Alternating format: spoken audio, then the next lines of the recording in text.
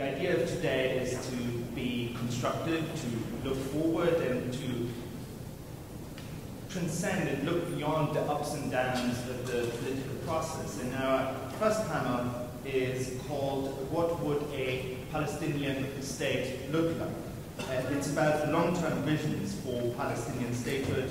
It's meant to look beyond the ongoing negotiations and to the practical realities which will have to be faced at some point. In the event that a Palestinian state could be established, what practical problems would it face and how could these be overcome? What model for economic, social, political development would it follow? And how would the governance of the state function?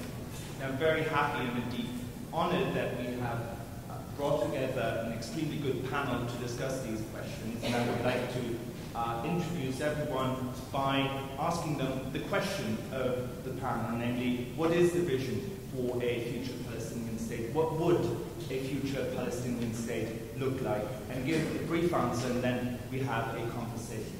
I'd like to start with the lady on my right, Diana Butto, who is a former spokesperson with the PLO.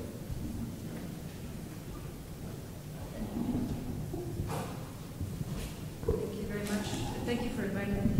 I have to admit that I was a little bit thrown off by the topic of the panel. What should a Palestinian state look like? And I'm sure that my colleagues here will fill in the gap of what should a Palestinian state look like. And the reason that I'm thrown off by it is because I fundamentally do not believe that there will be a Palestinian state. The reason that I say this is not because of the current impasse in negotiations, that's simply one very small hurdle, but because of the practical realities that people are now, Palestinians in particular, are now facing on the ground. I think that what we tend to do is we tend to try to become very academic in our approach as a form of escapism. So there's often a long discussion about whether there should be two states, whether there should be one state, what the state will look like, and so on and so forth. But we tend to do is we tend to ignore the actual reality of what's happening to people on the ground. The reality is as much as we would like to believe that it can simply be undone with the signing of a peace agreement, it actually cannot be simply undone with the signing of a peace agreement. And this is why I think that what we should instead be focusing on is how do we begin the process of reversing the realities that are on the ground, everything from the ongoing settlement expansion to the home demolitions, to the eviction of Palestinians. This is the process that I'm much more interested in and I think would be much more fruitful in terms of the future.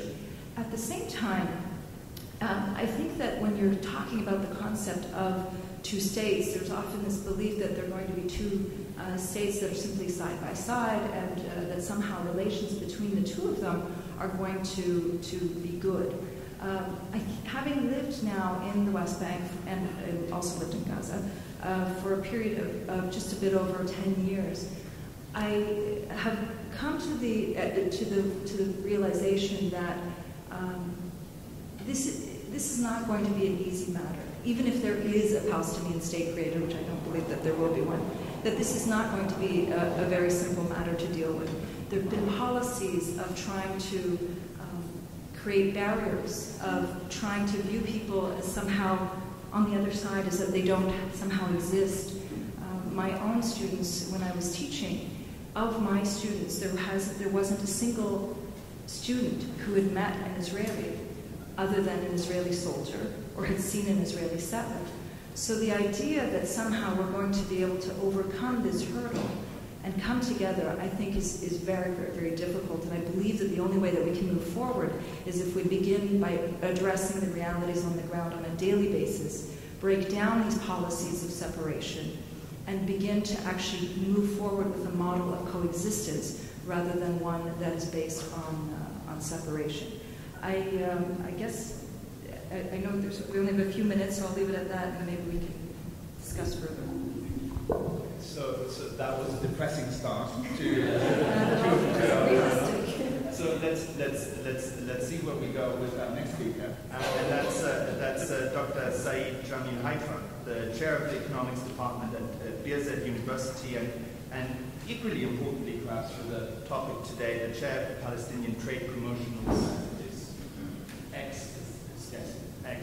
So, how do you see the future vision?